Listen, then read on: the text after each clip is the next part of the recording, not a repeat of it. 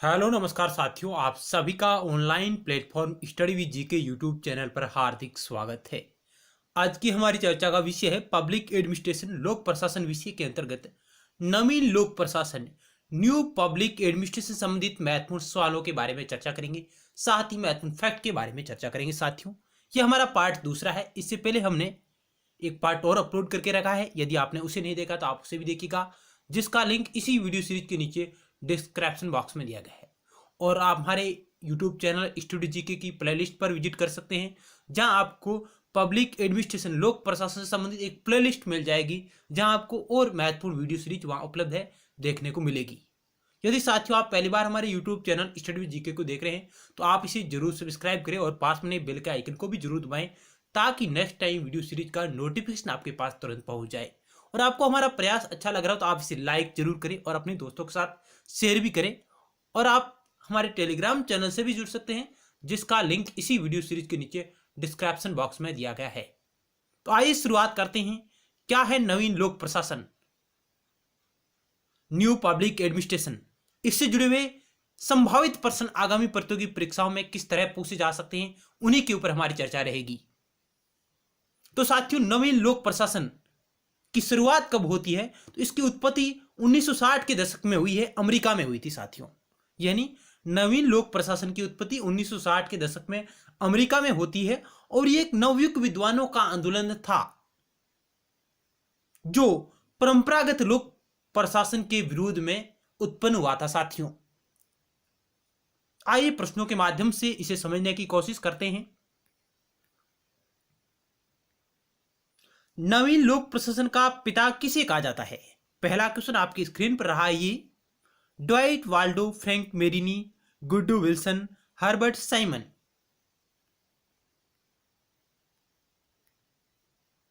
क्या होगा इस क्वेश्चन का राइट आंसर? तो ऑप्शन ए राइट होगा। ड्वाइट वाल्डो को नवीन लोक प्रशासन का पिता कहा जाता है साथियों। नेक्स्ट क्वेश्चन आपकी स्क्रीन पर रहा है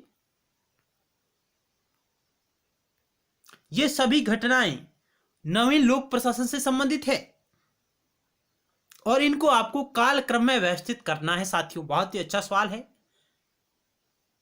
इन घटनाओं को कालक्रम में व्यवस्थित करें। हन्नी रिपोर्ट, फिलाडेल्फिया सम्मेलन, प्रथम म्यूनिख सम्मेलन, द्वितीय म्यूनिख सम्मेलन। क्या होगा इस क्वेश्चन का राइट आंसर? आपके पास ओनली 10 सेकेंड का समय है।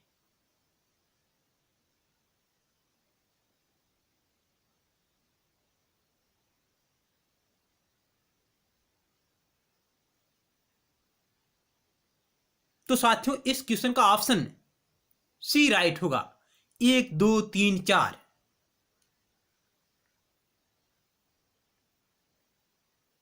ऑप्शन सी इस क्वेश्चन का करेक्ट आंसर होगा।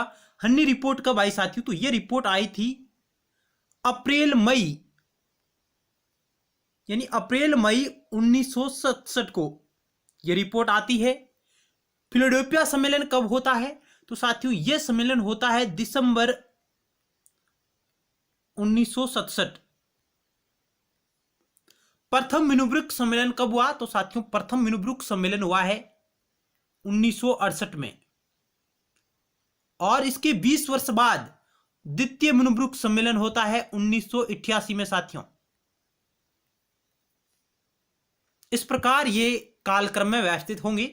हन्नी रिपोर्ट उच्च शिक्षा से संबंधित है, सार्वजनिक शिक्षाओं पर प्रोफेसर हनी की अध्यक्षता में रिपोर्ट आई थी मई 1967 में। लोक प्रशासन विषय को विश्वविद्यालय में किस स्तर तक पढ़ाया जाए, इसके बारे में। फिलाडेल्फिया सम्मेलन का आयोजन हुआ दिसंबर 1967 में, प्रथम म्यूनिख सम्मेलन 1968 और द्वितीय म्यूनिख सम्मेलन 1988। साथियों, अब तक कुल 3 म्यूनिख सम्मेलन हो चुके हैं।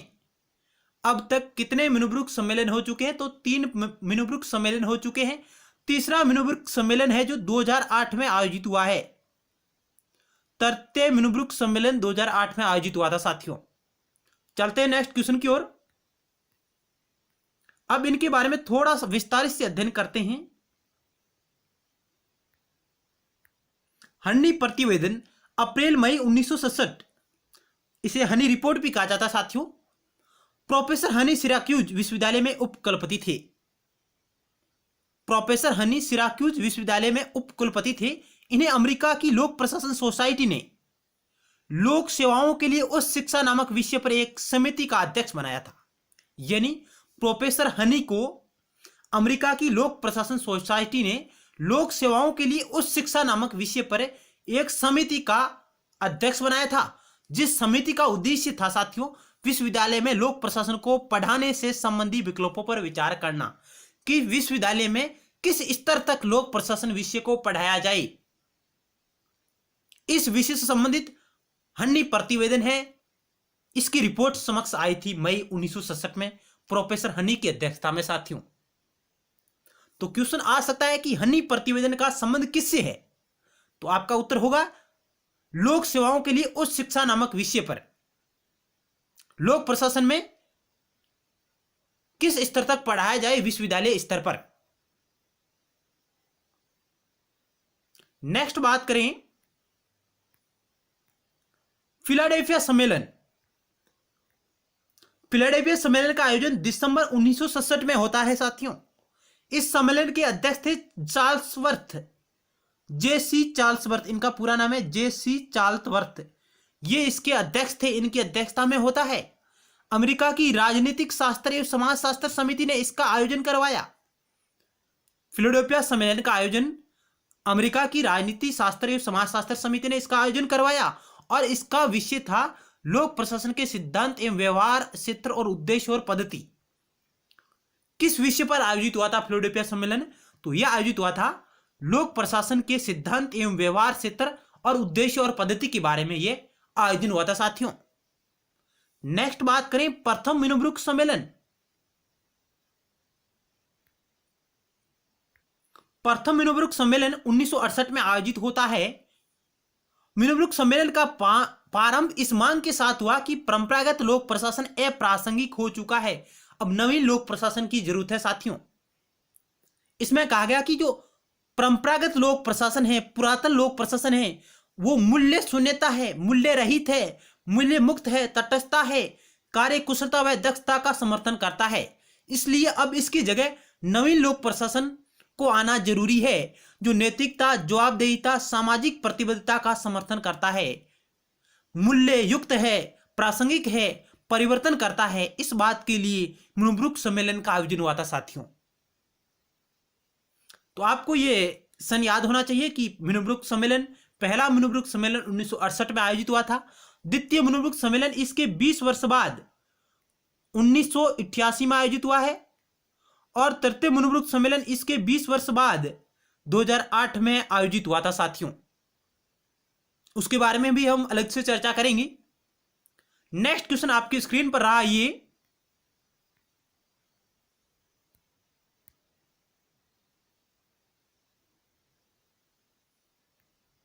नेक्स्ट क्वेश्चन कह रहा है नवीन लोक प्रशासन की कौन सी विशेषता नहीं है, यानी एनपीए न्यू पब्लिक एडमिशन की कौन सी विशेषता नहीं है।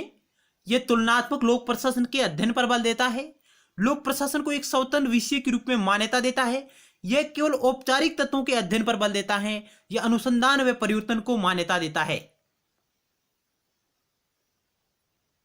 क्या होगा इस क्वेश्चन का राइट आंसर, तो ऑप्शन सी राइट हो जाएगा साथियों। जो एनपीए की विशेषता नहीं है, नवीन लोक प्रशासन की विशेषता नहीं है, क्योंकि साथियों ये केवल औपचारिक तत्वों के अध्ययन पर बल नहीं देता है साथियों, ये अनौपचारिक तत्वों पर भी बल देता है और यह अनुसंधान में परिवर्तन को मान्यता देता है। बिल्कुल साथियों, पुरातन लोक प्रशासन की जगह यह नवीन लोक प्रशासन के संदर्भ में परिवर्तन करता है। पुरातन लोक प्रशासन है जो मूल्य शून्य था, तटस्थता था, कार्यकुशलता थी, दक्षता का समर्थन करता था, उसकी जगह यह परिवर्तन करके नवीन लोक प्रशासन को नैतिकता, जवाबदेहिता, सामाजिक प्रतिबद्धता, सामाजिक समता और सामाजिक परिवर्तन के संदर्भ में देखता है साथियों। यानी इस क्वेश्चन का ऑप्शन 3 राइट हो जाएगा, जो इसकी विशेषता नहीं है, जबकि ए, बी और डी नवीन लोक प्रशासन की विशेषता है। नेक्स्ट सवाल आपकी स्क्रीन पर रहा ये, नवीन लोक प्रशासन शब्दावली का सर्वप्रथम प्रयोग किन पुस्तक में किया गया था। यानी नवीन लोक प्रशासन शब्दावली का सर्वप्रथम प्रयोग किस पुस्तक में किया गया है। वाल्डो की पुस्तक है public administration in time of revolution. Frank J Marino की पुस्तक है towards a new administration the Minnowbrook prospective. George Frederickson की पुस्तक आती है new public administration. L D White की पुस्तक है introduction to the study of public administration, यानी नवीन लोक प्रशासन शब्दावली का सर्वप्रथम प्रयोग किस पुस्तक में हुआ था साथियों? क्या होगा इस क्वेश्चन का राइट आंसर? तो ऑप्शन बी राइट हो जाएगा। फ्रैंक जे मेरिनो की पुस्तक आती है towards a new administration the Minnowbrook perspective, नवीन लोक प्रशासन की दिशाएं म्यूनब्रुक परिप्रेक्ष्य 1971। यह पुस्तक प्रकाशित होती है 1971 में। यह भी आप याद रख सकते हैं क्योंकि साथियों कई बार इन पुस्तकों का क्रम है जो पूछा जा सकता है, प्रकाशन का क्रम। फ्रैंक जे मेरिनो की पुस्तक का नाम है towards a new administration the Minnowbrook perspective, Hindi में इसका नाम है नवीन लोक प्रशासन की दिशाएं म्यूनब्रुक परिप्रेक्ष्य। तो ऑप्शन बी इस क्वेश्चन का राइट आंसर है, जिसमें फ्रैंक जे मेरोनी ने नवीन लोक प्रशासन शब्दावली का सर्वप्रथम प्रयोग किया था। जबकि नवीन लोक प्रशासन का जो जनक है, पिता है, वो ड्वाइट वाल्डो को कहा जाता है, जिनकी प्रसिद्ध पुस्तक है public administration in A time of revolution. यह पुस्तक 1968 में प्रकाशित होती है।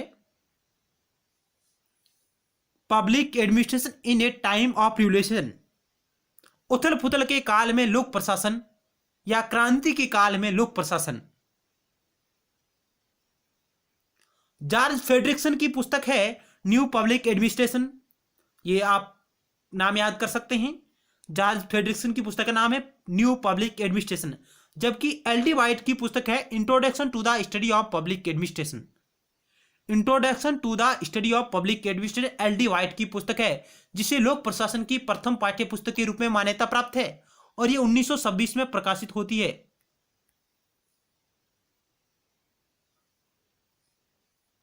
नेक्स्ट क्वेश्चन पर चर्चा करते हैं। आपके समक्ष रहा 5 नंबर, म्यूनब्रुक कॉन्फ्रेंस कब नहीं हुआ?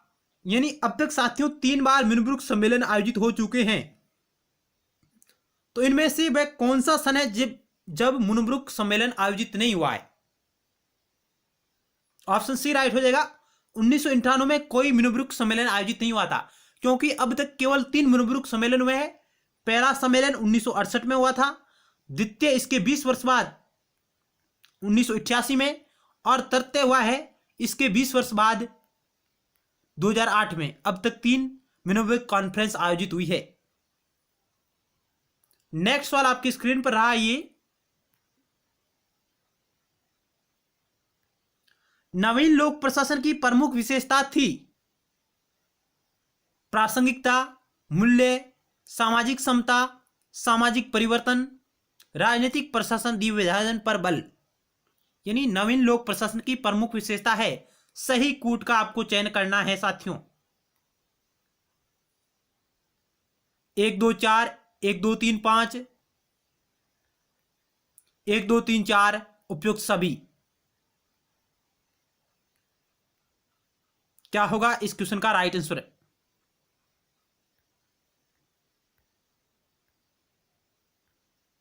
तो ऑप्शन डी इस क्वेश्चन का राइट आंसर हो जाएगा। नवीन लोक प्रशासन है जो 4 लक्ष्यों को स्वीकार करता है, 4 तत्वों को स्वीकार करता है: प्रासंगिकता, मूल्य, सामाजिक समता और परिवर्तन। ये 4 लक्ष्य है जिन्हें नवीन लोक प्रशासन स्वीकार करता है साथियों।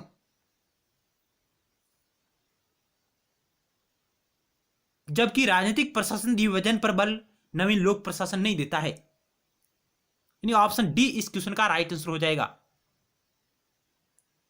और ये लक्ष्य कब उभरकर सामने आए? तो ये प्रथम म्यूनब्रुक सम्मेलन हुआ था 1968 में, जिसमें ये 4 लक्ष्य सामने आए थे: प्रासंगिकता, मूल्य, सामाजिक समता और परिवर्तन। नेक्स्ट सवाल पर चर्चा करते हैं। भारतीय लोक प्रशासन संस्थान कहां है? भारतीय लोक प्रशासन संस्थान कहां है? IIPA।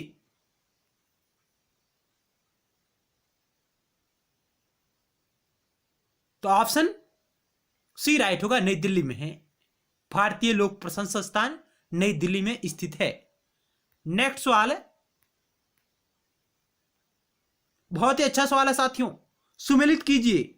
एक तरफ आपको सम्मेलन दे रखा है और दूसरी तरफ अध्यक्षता, यानी किस सम्मेलन की किसने अध्यक्षता की है, इसे आपको सुमेलित करना है।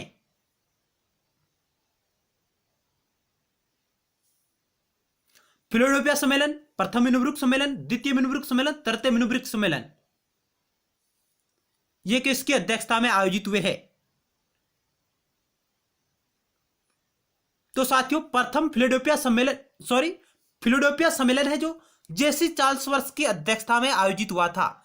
जेसी चार्ल्सवर्थ की अध्यक्षता में फिलाडेल्फिया सम्मेलन का आयोजन हुआ था। कब? दिसंबर 1967 में। प्रथम मिनुब्रुक सम्मेलन का आयोजन हुआ था ड्वाइट वाल्डो की अध्यक्षता में 1968 में। द्वितीय मिनुब्रुक सम्मेलन का आयोजन हुआ था जॉर्ज फ्रेडरिक्सन की अध्यक्षता में 1988 में।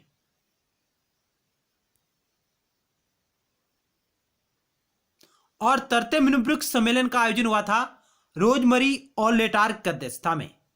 रोजमेरी ओ लेटारी की अध्यक्षता में यह आयोजित हुआ था।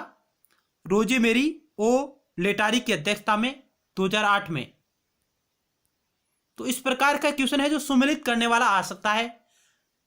या तो इस एक तरफ आपको सम्मेलन दे देंगे, दूसरी तरफ इनका सन दे देंगे, या सम्मेलन दे देंगे और किसकी अध्यक्षता में आयोजित हुआ है। इस प्रकार आप इनका स्क्रीनशॉट ले सकते हैं कि फिलाडेल्फिया सम्मेलन जेसी चार्ल्सवर्थ की अध्यक्षता में, प्रथम मिनुब्रुक सम्मेलन ड्वाइट वाल्डो की अध्यक्षता में, द्वितीय मिनुब्रुक सम्मेलन जॉर्ज फ्रेडरिक्सन की अध्यक्षता में, तृतीय मिनुब्रुक सम्मेलन रोजमेरी ओले लेटारी की अध्यक्षता में, रोजमेरी ओले लेटारी की अध्यक्षता में आयोजित हुआ था। नेक्स्ट सवाल आपकी स्क्रीन पर रहा ये, हन्नी प्रतिवेदन के बारे में सत्य कथन का चयन करें। पहला कथन कह रहा है हन्नी दल प्रोफेसर हन्नी की अध्यक्षता में 1967 में गठित किया गया था। इसने लोक सेवा संबंधी राष्ट्रीय आयोग की स्थापना पर बल दिया। तीसरा कथन कह रहा है लोक प्रशासन विषय में स्नातकोत्तर उपाधि वाले छात्रों को छात्रवृत्ति की व्यवस्था की जाए, इस पर भी बल दिया। उपरोक्त सभी सत्य है। क्या होगा इस 9 नंबर क्वेश्चन का राइट आंसर?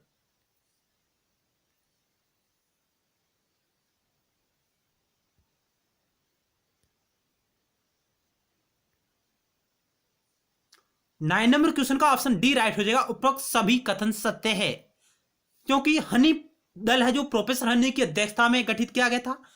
इस हनी रिपोर्ट में इसने लोक सेवा संबंधी राष्ट्रीय आयोग की स्थापना पर बल दिया और लोक प्रशासन विषय में स्नातकोत्तर उपाधि वाले छात्रों को छात्रवृत्ति की व्यवस्था किए जाने के बारे में भी सुझाव इसने दिया था। ऑप्शन 4 उपरोक्त सभी सत्य है। नेक्स्ट सवाल आपकी स्क्रीन पर रहा ये, नवीन लोक प्रशासन का नारा था, न्यू पब्लिक एडमिनिस्ट्रेशन का नारा था नैतिकता, प्रतिबद्धता एवं सामाजिक उपयोगिता, मूल्य शून्यता, तटस्थता, कार्यकुशलता, नैतिकता व वैज्ञानिकता, लोक प्रशासन में विज्ञान का भविष्य। क्या होगा इस 10 नंबर क्वेश्चन का राइट आंसर? ऑप्शन ए इस क्वेश्चन का राइट आंसर हो जाएगा। नवीन लोक प्रशासन का नारा था नैतिकता, प्रतिबद्धता व सामाजिक उपयोगिता। नैतिकता, उत्तरदायित्व व सामाजिक उपयोगिता भी इसे कह सकते हैं आप। ऑप्शन ए इस क्वेश्चन का राइट आंसर हो जाएगा।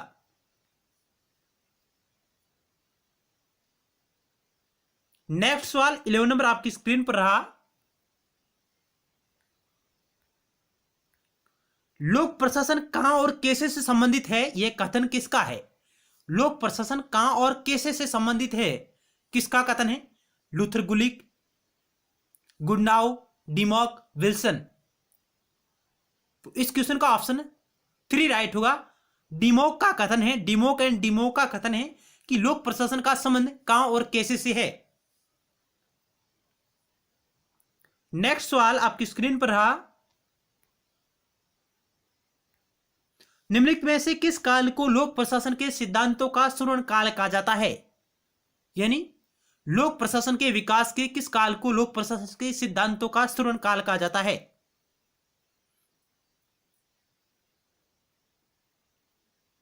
इस क्वेश्चन का ऑप्शन सी राइट होगा। 1927 से 1937 का जो समय था, जिसे लोक प्रशासनों के सिद्धांत का स्वर्णिम युग कहा जाता है साथियों, क्योंकि इस समय अवधि में विभिन्न सिद्धांतों का निर्माण किया गया था। नेक्स्ट सवाल,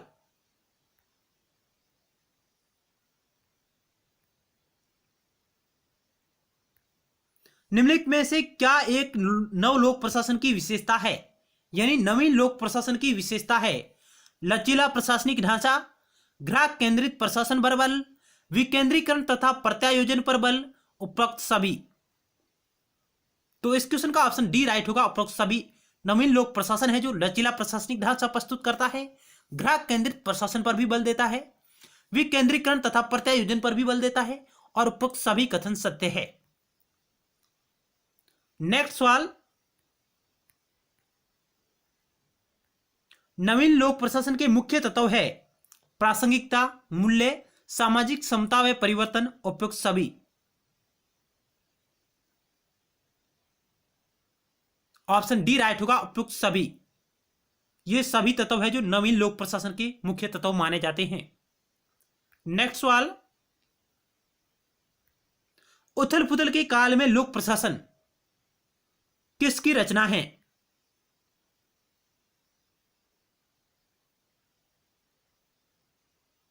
Dwight Waldo, Herbert Simon, Luther Gulick, JC चार्ल्सवर्थ।